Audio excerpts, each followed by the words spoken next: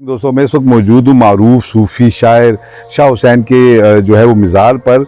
और उस मज़ार के साथ ही उसके अहाते में ही एक छोटा सा कब्रिस्तान है और इस कब्रिस्तान में बहुत सी अहम शख्सियात जो हैं वो अपनी अब्दी नींद सो रही हैं। पंजाबी अदब के एक बड़े अहम और इनकलाबी शायर उस्ताद दामन की कब्र भी है। आज हम आपको लेकर जाएंगे उस्ताद दामन के आखिरी आरामगाह पर और फिर वहाँ जो है वो हम आपको बताएंगे कि कितनी बड़ी हस्ती और कितनी बड़ी इल्मी शख्सियत थे। उस्ताद दामन ने सारी ज़िंदगी शाह हुसैन के ही हुजरे में गुजारी और फिर जब वो इस दुनिया से गए तो उनकी विल के मुताबिक उन्हें दफन भी उनके पाँव की जानिब जो कब्रिस्तान है वहाँ जो है वो दफन किया गया। तो आइए चलते हैं उस्ताद दामन के आखिरी आरामगाह की तरफ। ये देखिए जी, बड़ा छोटा सा कब्रिस्तान है। ये देखिए कंजस्टेड सा है, छोटा सा कब्रिस्तान है जी, बस चंद कब्रें हैं जी यहाँ पे। और अब तो जो मदुलाल हुसैन के मानने वाले हैं, उनके मुरीदीन हैं, उनकी ख्वाहिश तो ये होती है कि अगर वो इस दुनिया से जाएं तो वो अपने जो है मुर्शिद के पाँव में, उनके कदमों में आसूदा खाक हो, मगर अब तो यहाँ शायद जगह ही नहीं है। उस्ताद दामन बहरहाल खुश नसीब इंसान थे जी। सारी ज़िंदगी उसी हुजरे में रहे जहाँ शाह हुसैन रहते रहे और फिर जब फोत हुए तो उसी जगह पर आसूदा खाक हैं जहाँ शाह हुसैन आराम फरमाएं।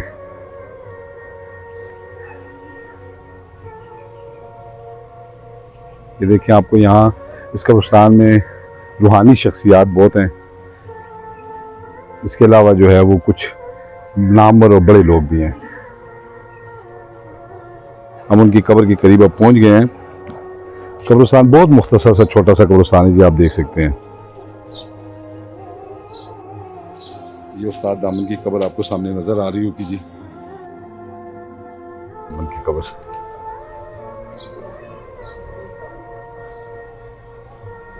ये पीछे से आपको शाह हुसैन का मज़ार भी नजर आ रहा है। अस्सलाम वालेकुम नाज़रीन, आबिद खान एक नए शो के साथ आपकी खिदमत में हाजिर है और मैं इस वक्त मौजूद हूँ पंजाबी शायरी के एक मोतबर तरीन नाम उस्ताद दामन की आखिरी आरामगाह पर। कम पढ़े लिखे थे, पेशे से दर्जी थे, मगर उनकी शायरी ऐसी थी जिसने बड़े बड़े हुक्मरानों के बखिए उदेर के रख दिए। कहा जाता है कि जब अपनी शायरी की इब्तदा की तो उस वक्त उस्ताद दामन ने इश्किया रवायती शायरी से आगाज़ किया, मगर बाद में उनको जब माशरती मसाइल नज़र आए तो उन्होंने फिर उस पर लिखा और ख़ूब लिखा। और फिर एक वक्त ऐसा आया कि कोई भी जलसा या जुलूस उस्ताद दामन की शायरी के बग़ैर, उनके कलाम के बग़ैर अधूरी समझी जाती थी। आप यूँ ही कह लें कि जिस तरह उर्दू में हबीब जालद जो है वो एक इनकलाबी शायर के तौर पर मशहूर थे, इसी तरह पंजाबी में उस्ताद दामन का भी वही मकाम है। उस्ताद दामन तो ख़ुद ये कहते थे कि अगर किसी ने मेरा उर्दू वर्जन पढ़ना है तो वो हबीब जालिब को पढ़ ले। 1911 में पैदा हुए और 1984 में वो अल्लाह को प्यारे हुए। उनके वालिद दर्जी थे और उन्होंने भी जो है वो दर्जी का पेशा ही इख्तियार किया, मगर उसके साथ साथ उनका जो है वो शेर व शायरी का सफ़र जारी रहा। और फिर एक वक्त ऐसा आया कि इस कम पढ़े लिखे दर्जी शायर पर लोगों ने PhDs की। मैं इस वक्त जो है वो उनकी कब्र पर मौजूद हूँ और उनकी कब्र शाह हुसैन या मदुलाल हुसैन के मज़ार के जो है वो अहाते में वाक़ है, जो उनकी विल के मुताबिक उन्हें यहाँ दफन किया गया था। एक फ़कीर मनश इंसान थे, एक दरवेश इंसान थे। सारी ज़िंदगी दरवेशी और मुफलिसी में गुजारी, मगर अपने असूलों पर समझौता नहीं किया। टकसाली गेट के करीब एक छोटी सी बैठक उनकी कुल कायनात थी, जहाँ किताबों का ढेर लगा होता और उसके दरमियान बैठकर उस्ताद दामन अक्ल दानिश और शेर व शायरी के मोती बिखेरते। शरपसंदों ने उनकी इस बैठक को भी जलाया, उनकी लाइब्रेरी भी जलाई और उनकी जो दुकान थी उसको भी तकसीम के मौका पर नुकसान पहुंचाया गया। मगर इन तमाम तर मुश्किलात के बावजूद उस्ताद दामन ने अपना फ़नी सफ़र जारी रखा। माशरती इस्तेहसाल, नाइंसाफ़ी और बुनियादी हकूक़ की खिलाफ वर्जी के ख़िलाफ़ आज तक जितनी भी आवाज़ें उठाई गई, यकीनन उस्ताद दामन की आवाज़ उनमें से एक नुमाया आवाज़ गर्दानी जा सकती है। उस्ताद दामन 4 दिसंबर 1911 को मीरा बख्श के यहाँ पैदा हुए, जो एक दर्जी थे। आपका नाम चिराग दीन था। वज़ाकता पहलवानों जैसी सादा रहन सहन में ऐसे कि दरवेश पानी बने, इल्म ऐसा कि पंडित नेहरू तड़प उठे और दबंग ऐसे कि नवाब काला बाग को भी खातिर में ना लाए। उस्ताद दामन ने निस्फ सदी तक लोगों के दुख दर्द को उन्हीं की ज़बान में बयान किया। आगाज में इश्किया शायरी की, मगर वक्त के साथ साथ वो शऊर की बुलंदियां तय करते रहे, तो उनके कलाम में पुख्तगी आती गई। उनका जहन दुनिया, समाज और कायनात के दीगर मसाइल की जानिब सफर करता गया।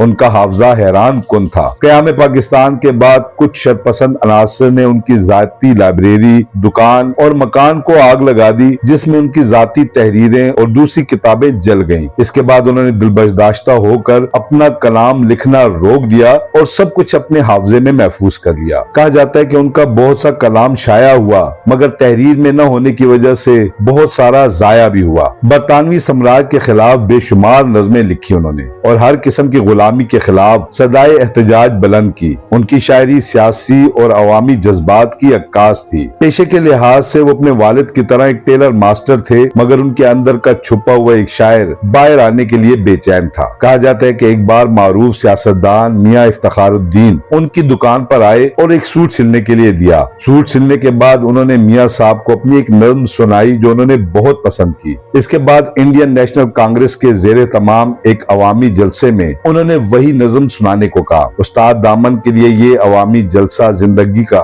इनकलाबी मोड़ साबित हुआ और वो रातों रात गोशे गुमनामी से निकलकर शोहरत की राह पर गामजन हो गए। इसके बाद उनकी मकबूलियत में मजीद इजाफा होता चला गया। उन्होंने सियासी जलसों में नज़में पढ़ने का आगाज किया। इस तरह उनकी शायरी ज़बान ज़द-ए-आम हो गई। उस्ताद दामन हर मकतबा फिक्र के पसंदीदा शायर की हैसियत से मशहूर होते चले गए। कहा जाता है वो ज्यादा पढ़े लिखे नहीं थे, मगर उन पर जो किताबें लिखी गई उनसे ये मालूम होता है कि उन्हें उर्दू, पंजाबी, संस्कृत, गुरमुखी, अरबी, फारसी, रूसी, अंग्रेजी और हिंदी जबानों पर अबूर हासिल था। उस्ताद दामन खुदादार सलाहियतों के मालिक थे। बज़ाहिर उनकी सादगी और दरवेशी को देखकर लगता नहीं था कि वो एक कसीरुल मुतालिया शख्स थे। वो पंजाबी शायरी की फनी खूबियों पर इस कदर अबूर रखते थे जिसकी बदौलत अहले इल्म फन ने उन्हें उस्ताद का खिताब दिया। तकसीम पाक व हिंद के बाद जब पहली बार पाक भारत मुशायरे का इनेकाद हुआ तो इस मुशायरे की सदारत उस वक्त के भारतीय वजीर आजम पंडित जवाहरलाल नेहरू ने की। इस मुशायरे में उस्ताद दामन भी शरीक थे, जिन्होंने जब वहाँ नज्म पढ़ी तो पंडित नेहरू ने उन्हें आजादी के शायर का खिताब दिया और साथ ही उन्हें हिंदुस्तान की शहरियत देने की पेशकश की। मगर उस्ताद दामन ने इस बात का क्या खूबसूरत जवाब दिया कि मैं पाकिस्तान में रहूंगा चाहे जेल में रहूं।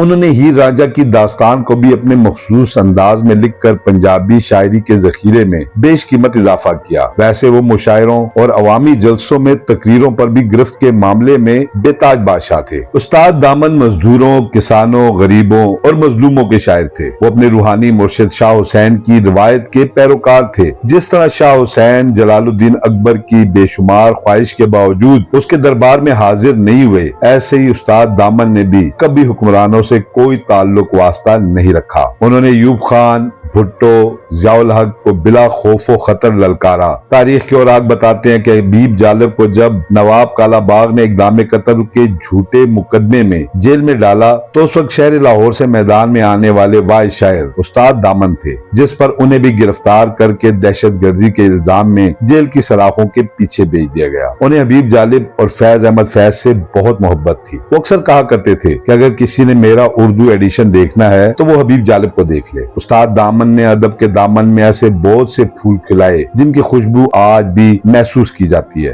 वो हकीकी मानों में पंजाबी अदबी तारीख में सफ़े अव्वल के शायर थे। कहा जाता है कि फिल्म स्टार अलाउद्दीन उनके मुंह बोले बेटे थे और जब अलाउद्दीन का इंतकाल हुआ तो उनकी कमर टूट गई, जिससे वो काफी अलील हुए। कुछ ही अरसे के बाद फैज अहमद फैज भी इंतकाल कर गए, जिस पर वो बीमारी की हालत में भी उनके जनाजे पर पहुंचे और उस दिन लोगों ने उस्ताद दामन को धाड़े मार मार कर रोते हुए पहली बार देखा। फैज का इंतकाल 20 नवंबर 1984 में हुआ और उसी दिन से लेकर उस्ताद दामन की हिम्मत जवाब देते हुए आखिरकार 3 दिसंबर 1984 को वो भी इस दारे फानी से कूच कर गए। अपनी वसीयत के मुताबिक मादुलाल हुसैन के मिजार के अहाते में वाक़े कब्रिस्तान में दफन हुए। गो के आज जिस्मानी तौर पर तो उस्ताद दामन हमारे दरमियान मौजूद नहीं, मगर अपने कलाम और अपनी शायरी की सूरत में वो आज भी जिंदा हैं और हमारे बाद भी जिंदा रहेंगे।